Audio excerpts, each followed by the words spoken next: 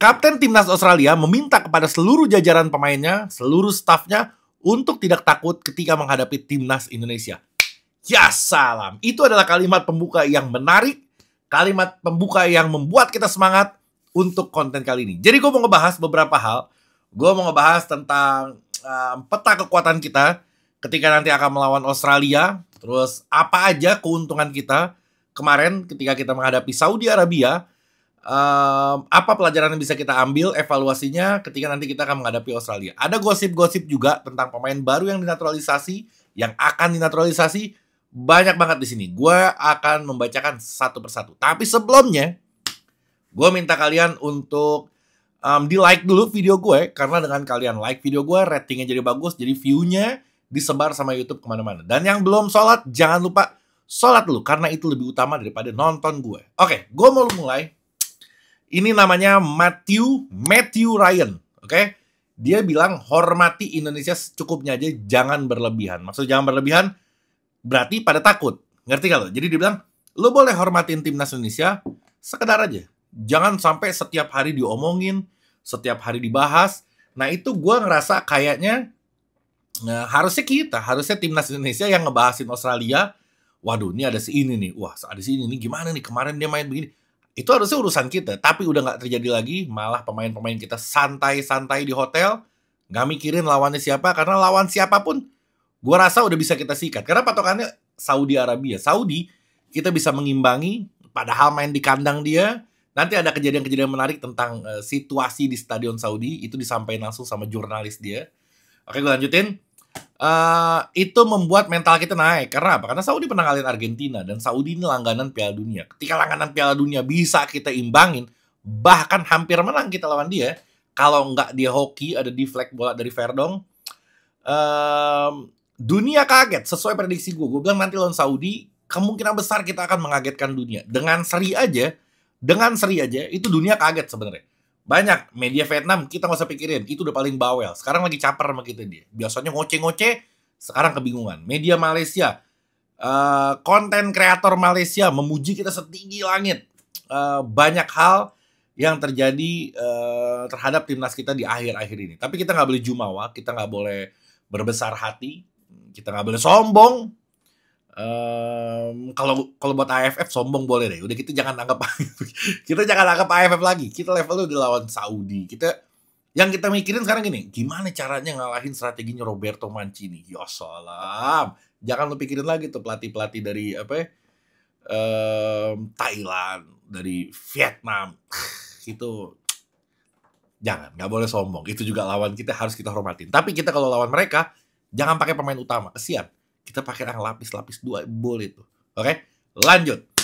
Kekuatan apa namanya? Oh, dia bilang kayak gini. Si Matthew Ryan nih, Matthew standar gila. Di satu Australia namanya Matthew semua. Dia bilang, jika Anda memasuki pertandingan dengan rasa hormat yang salah, wah, ini dia udah mewanti-wanti temennya, lo jangan terlalu menghormati. Tapi gue pengen lihat muka-mukanya. Kalau gue zaman dulu punya kamera yang bisa ngezoom sampai ke lapangan tuh, sekarang udah gak ada. Gue pengen rekam mukanya ketika dia masuk ke lapangan GBK. Dia lihat nanti akan ada koreo yang dahsyat itu. Terus supporter dari timur, dari segala penjuru, bernyanyi bersama. Waduh, gue rasa dengkulnya lemes itu pemain-pemain Australia. Kayaknya, karena pemain-pemain Australia ini juga bukannya pemain-pemain senior yang berlenggang di klub-klub besar. Nggak, dia biasa-biasa aja. Gue yakin masih bisa kita kalahin. Jangan seri lagi, kita bisa kalahin. Kenapa? Karena lawan Bahrain pun mereka kalah. Nanti gue akan bahas itu, oke? Gue terusin omongan si Matthew lagi. Entah itu terlalu menghormati seseorang atau tidak menghormati seseorang, dia bilang. Maka itu bisa merugikan karena merasa puas diri atau karena apa nih kepotong. Saya kira faktor rasa takut. Dengerin, ini gila ini. Saya kira faktor rasa takut karena memberi seseorang terlalu banyak untuk menguasai bola atau tim terlalu banyak dan terlalu banyak rasa hormat. Ntar gue simpulin deh, ribet deh. Nih translator ngaco nih. Dan itu juga bisa merugikan. Jadi dia bilang gini, rasa takut dan rasa penghormatan yang berlebihan itu juga bisa. Dan faktor pujian, mungkin gue rasa ada obrolan-obrolan di ruang ganti dia. Itu justru bisa ngedownin pemain-pemain dia. Itu menurut si kaptennya. Berarti ada sesuatu yang terjadi di timnya sampai si kaptennya harus mengungkapkan itu bahkan ke publik gitu. Ini keuntungan buat kita. Keok-keok loh insya Allah biidznillah, semoga Allah mengizinkan. Oke. Kita lihat kekuatan Australia lawan Bahrain, ya oke lah, dia menguasai jalannya pertandingan, dia mainnya juga apa namanya bagus. Bahkan ada 11 tembakan, kalau nggak salah 4 on target. Dan saking frustasinya ada satu covernya, strikernya namanya Kusini Yengi. Dia nggak bisa main karena kartu merah, jadi dia ada tackle keras hampir kena leher. Sebenarnya itu nggak disengaja, tapi itu akhirnya kena kartu merah. Nah sekarang strikernya tuh diganti, bukan si Yengi lagi. Yang ini agak lumayan bahaya. Jadi kita sebenarnya ada keuntungan karena striker dia nggak striker utamanya. Walaupun utamanya, lo coba bayangin, lo menghadapi Verdong, lo menghadapi Rizky Ridho, lo menghadapi Jay Itzes. Setelah itu lo harus melewati Martin Paes. Ya salam. Sulit. Ini bukan sembarangan gitu. Ini bukan back yang ece-ece, ngerti nggak lo? Wajar kita harus berbangga diri. Itu untuk memunculkan rasa percaya diri kita, bukan untuk sombong. Tambah lagi nanti di GBK dengan antusias supporter timnas yang teriakannya kenceng-kenceng dan baunya menghiliwir sampai kapan. Itu bikin keganggu si timnas Australia. Oke. Ada keuntungan ketika kita kemarin imbang lawan si Saudi Arabia. Keuntungannya apa? Gue catat di sini ada 5 poin. Yang pertama, mental pemain naik, pasti. Mental supporter aja naik, lo ngerasain pasti diri lo sekarang lebih pede melawan Australia setelah kita melawan Saudi dengan ngelihat permainannya. Pasti lo juga merasakan itu. Gue merasakan itu.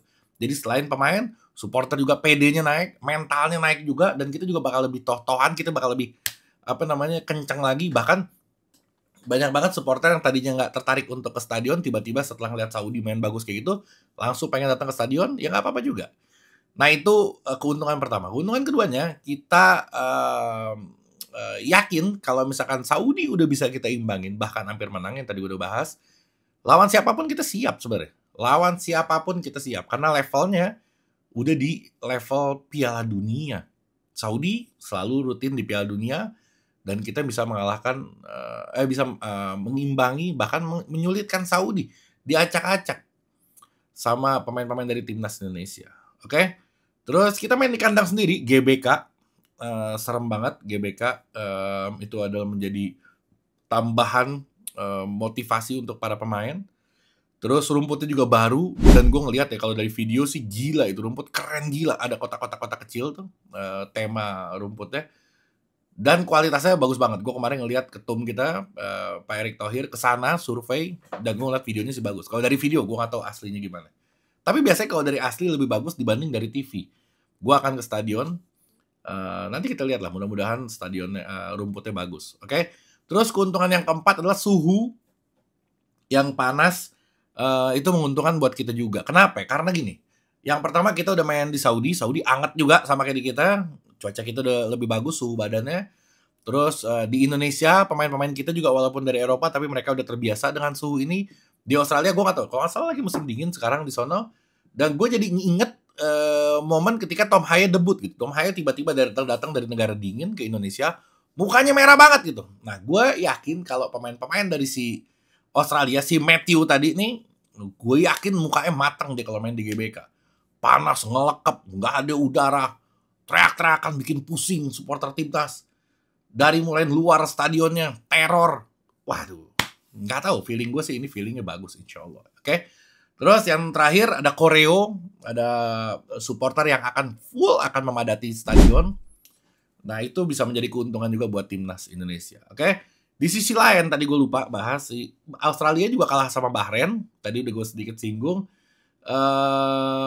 Si Australianya di babak satu nggak bisa, kayaknya penyesuaian juga tuh kayak dikit. Di babak satu nggak bisa mengimbangi Bahrain, bahkan sebenarnya golnya juga bunuh diri si Australianya, tapi karena gempuran dari Bahrain. Babak kedua dia mulai lebih adaptasi lagi. Nah gue berharap kayak kita kemarin lawan Saudi, di babak satu kita geber abis, syukur-syukur ada poin. Kemarin hoki aja Saudinya. Nah, di babak kedua repot karena dia bisa menyesuaikan, terus setengah babak dia ngebaca di babak kedua diganti strategi, itu bisa penyesuaiannya bisa merepotkan kita gitu. Jadi babak satu geber abis, babak kedua baru kita main lebih santai. Kalau saran gue seperti itu. Oke. Terus ada sih, ini sedikit lucu-lucuan aja. Dari perbedaan nilai pasar, nilai skuadnya memang cukup jauh antara timnas Indonesia sama Australia. Kita 290 miliar. Kalau nggak salah yang termahal itu si Tom Hale 50 miliaran kalau nggak salah. Nah, sedangkan Australia itu 744 miliar nilai pasar. Sebenarnya nggak harus sih. Itu apa namanya? Cuman statistik aja. Saudi juga nilai pasarnya tinggi juga sama, tapi nggak berefek sebegitunya. Ini pemain-pemain kita nggak semahal itu ya karena belum dapat kesempatan aja. Sekarang kayak yakin gue Itses ini ketika dia main di Serie A di Venezia, dia main inti terus, performanya bagus, ratingnya selalu bagus, dia bakal dapat tawaran dari tim gede.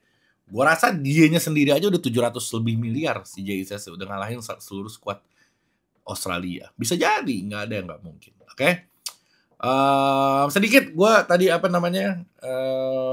si Saudi yang tadi gue udah singgung di awal, itu si jurnalis ya, dia bilang dia kaget, nama jurnalisnya adalah Khalid Alolayan namanya. Dia juga selain muji kita, dia juga nyindir supporter tim Saudi sendiri. Bayangin, timnas Saudi ya, supporternya udah harga tiketnya murah, berapa real cuman, kalau nggak salah puluhan ribu dikitnya, nggak mahal, murah banget. Oke. Dia dapat bendera, dia dapat shawl, dan dapat jersey ori di setiap bangkunya. Lo bayangin. Itu untuk apa? Untuk menarik supaya dia pada menonton rakyatnya. Indonesia. Gila lo, boro-boro jersey. Mahal tiketnya. Panas suhunya. Berebut. Itu karena apa? Karena memang kita ngedukungnya bukan karena disuruh, karena kita ngedukungnya dari hati. Mahal, wajar, memang mahal. Timnas kita bukan timnas yang murahan. Kalau lo mau ngeliat kualitas, memang harus mahal. Nanti gue akan bahas berapa kebutuhan PSSI untuk membiayai timnas Indonesia selama 1 tahun. Ratusan miliar, angka pastinya ntar gak akan gue kasih tahu. Jadi memang mahal. Gue komplain lah beberapa kali. Gue bilang, aduh ini terlalu mahal nih tiket dinaikin sampai harga gitu. Cuman ini yang pertama ya, pertandingannya kualifikasi Piala Dunia. Yang kedua, kita juga ngelihat permainan yang bukan salah ngoper, nendang ke langit, terus ngoper cadangan. Kita pernah pemain ngoper ke cadangan loh. Astagfirullahaladzim. Itu terjadi sama kita dulu. Nah itu nggak pantas dibayar mahal. Kalau sekarang melihat permainan seenak itu, seasik itu dengan pemain-pemain top kayak gini, wajar mahal. Karena apa? Karena untuk membiayai timnas kita juga. Oke? Terus dia bilang kayak gini, kita timnas Indonesia ya udah full di tribun. Gue juga ngeliat tuh video-videonya tuh. Padahal masih 1 jam 15 menit lagi pertandingan berjalan. Berarti dia udah datang sekitar jam 7.45. Udah full tribun kan, kita kan dibatasin di ujung tuh, di corner tuh dibatasin tribun sampai ke atas. Itu untuk timnas kita semua, untuk penonton kita. Sedangkan di saat itu penonton Saudinya masih sepi gitu, masih belum pada ada yang datang. Timnas Indonesia udah penuh, udah nyanyi-nyanyi. Bahkan yang datang bukan cuma yang di Saudi aja, dari segala penjuru, dari Qatar, dari Oman, dari Kuwait, itu semua pada datang ke Saudi hanya untuk mendukung timnas Indonesia. Gue merinding sih pas ngelihat video-videonya. Dan kita jangan kalah yang ada di Jakarta, udah depan muka stadion. Masa kita kalah sama orang-orang yang lagi di luar negeri ngebela tanah air sampai sebegitunya? Kita harus lebih gila, 100% lebih gila dari mereka. Harusnya sih kita kayak gitu. Dan mudah-mudahan iya, karena ada koreo yang dahsyat. Dan mudah-mudahan itu juga menjadi teror untuk timnas Australia. Oke? Terus Roberto Mancini, pada pelatih top dunia, itu juga masih nyari-nyari alasan ketika nggak bisa menang lawan kita. Dia bilang kayak gini, kami memiliki masalah dalam memanfaatkan peluang yang jelas-jelas kami hadapi dalam beberapa pertandingan terakhir. Namun kami tidak hanya menggunakan hasil sebagai tolak ukur performa kami. Oke? Drop tuh. Dia bilang alasan yang paling utama adalah ada sekitar 20 pemain kita, dia bilang pemain Saudi maksudnya, yang tidak menjadi pemain inti di klubnya masing-masing. Ya salam. Alasan ente. Kalau kata udah seri-seri aja udah. Jangan banyak cincong. Lu seri-seri aja, terimain nasib itu. Oke? Sekarang sedikit gosip tentang timnas Indonesia. Ntar gue bahas yang apa? Yang ratusan miliar tadi udah gue singgung. Oke, oleh Romeni. Jadi sempat ada podcast Pak Arya, exco PSSI. Oleh Romeni terbilang cukup sulit untuk didatangkan ke Indonesia. Udah dilobi berkali-kali, didekati dengan cara ini itu, tapi dia masih agak sulit untuk didatangkan ke timnas Indonesia. Kalau gue ya, gue ngerasanya gini, kalau udah banyak tingkah, lo nggak usah diurusin lagi, tinggalin aja udah. Bukan kita yang rugi, dia yang rugi. Timnas kita menuju Piala Dunia. Dia mau main di mana? Nggak laku dia main di luar negeri. Kalau mau main di Indonesia, silahkan. Kalau nggak, jalan. Target Pak Erick Thohir juga 150 pemain, jadi hilang satu nggak ngaruh. Gue paling nggak suka kalau ada pemain yang banyak tingkah kayak gitu, sok jago, nanti lo juga kepincut juga sama kita. Salah satunya apa? Si Hilgers ini, si Mes, dia juga jujur bahkan, dia bilang dulu ketika di umur 19 tahun itu, dia tuh sempat dideketin sama PSSI, tapi dia bilang dia nggak mau, dia mau fokus untuk karir dia. Akhirnya dia masuk bener ke U21 dan sekali diuji coba dan dia nggak dipanggil lagi. Terus dia bilang, gue agak sedikit kesel ya, cuman nggak apa-apa lah, namanya udah gabung kita harus terima dia. Dia bilang, mana tuh? Dia bilang kayak gini, kurang lebihnya ya. Saya ngelihat timnas Indonesia lebih berkembang, maka itu saya tertarik untuk bergabung ke timnas Indonesia. Bahkan saya menghubungi agent Ferdi Bahdim dan bilang kalau saya ingin gabung ke timnas Indonesia. Mereka semua kaget, dia bilang mereka semua happy. Ya, lu mau gabung ketika timnas Indonesia udah maju. Levelnya beda ya. Walaupun terima kasih, walaupun luar biasa, kita harus bersyukur dengan kedatangan orang ini. Jago banget emang, bukan yang kaleng-kaleng ini pemain. Tapi kita harus membedakan pemain yang baru datang karena timnas kita bagus, oke? Sama pemain yang datang ketika timnas kita lagi terpuruk. Itu harus kita bedakan. Makanya Justin Hubner sering bikin story-story yang nyindir, dia bilang, alah lu sekarang baru pada datang ketika kita udah bagus. Wajar bagi gue.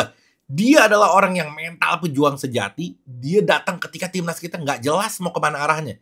Dia datang, dia bilang, gue yang akan membawa timnas ini untuk melaju lebih tinggi lagi. Tiba-tiba udah melaju lebih tinggi, banyak orang ngeliat, waduh wajib juga nih. Baru dia pada datang. Wajar Justin Hubner kesel. Dan gue lebih suka pemain yang dulu datang. Sekarang gini ya, bukan dulu tuh kayak Martin Paes juga hitungannya dulu. Dia udah lama. Orat Mangun juga dulu, udah lama di prosesnya, tapi memang agak ada kendala. Makanya dia baru bisa gabung gitu. Dulu ini adalah pemain-pemain yang awal-awal di lobby dan langsung menyatakan mau gitu. Kayak si Jens Reven. Sekali lobby, mau gue. Verdong agak goyang. Verdong agak mikir-mikir dulu apa ini, agak lambat. Ivar Jenner langsung mau. Terus siapa lagi? Haye langsung mau. Jaitzes langsung mau. Itu pemain-pemain top yang dia punya mental kuat dan dia yakin bisa membawa timnas Indonesia lebih bagus lagi. Memang terima kasih yang udah bergabung, walaupun yang pada baru, tapi level kalian beda, kelas kalian beda di mata gue pribadi. Gue gak tahu di mata lo pade, menurut lo gimana ya lo boleh komen. Oke? Terus mereka udah datang latihan kemarin. 2 pemain ini sama si Rangers itu adiknya, kakaknya main di Milan, ya salam tim gue tuh. Dia udah datang ke latihan, mungkin perkenalan apa segala macam, dan dia nggak nanti nggak main, bahkan nonton pun nggak. Dia sekarang udah balik ke Belanda, udah kembali ke timnya masing-masing. Yaitu karena dia belum beres juga proses naturalisasi belum beres, hanya baru salaman, proses baru berjalan. Oke? Terus tadi yang gue mau bahas apa? Oke, yang masalah ratusan miliar. Jadi gini, Pak Ketum Erick Thohir bilang di media, kalau pengeluaran timnas kita selama 1 tahun itu adalah sekitar ya 800 miliar. Gila, fantastis. Hampir 1 triliun pengeluaran timnas Indonesia. Bukan senior aja. Ada 19, ada U23, ada semua. Bahkan sampai timnas putri pun itu dibiayai. Dan biayanya itu mencapai 800 miliar. Gede banget. Sekarang hitung-hitungan. Kalau misalkan ya, gue ngitung 50.000 tiket terjual pertandingan timnas dengan harga estimasi 500 sampai 550.000. Oke, ketika dikali 50.000 manusia, terkumpullah kurang lebih ya, gue nggak tahu di luar harga sewa, luar harga pengamanan dan lain-lain, terkumpullah sekitar 20 sekian miliar, 22 sampai 25 miliar, anggaplah 20 miliaran. Oke, dengan pengeluaran yang 800 miliar, dari mana lagi penghasilan PSSI? Dari sponsor, paling top 10 miliar, 5 miliar, 1-2 miliar mungkin setahun. Nggak kekejar. Gue nggak tahu ini Pak Erick Thohir anggaran dari mana.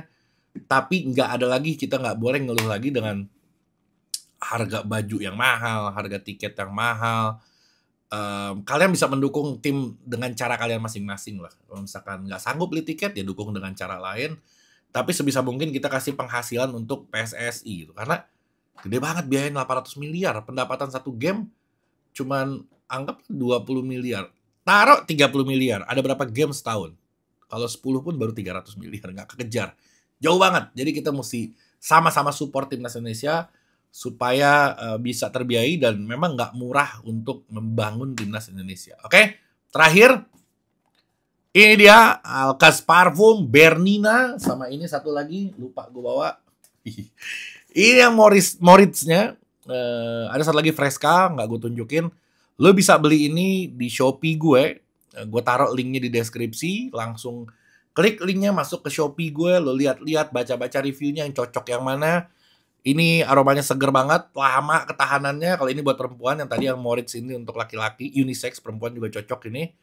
Enak banget, enak banget. Dan lo baca aja reviewnya, komentar-komentar daripada pembeli yang sebelumnya, oke? Kalau mau beli, langsung di deskripsi. Langsung check out.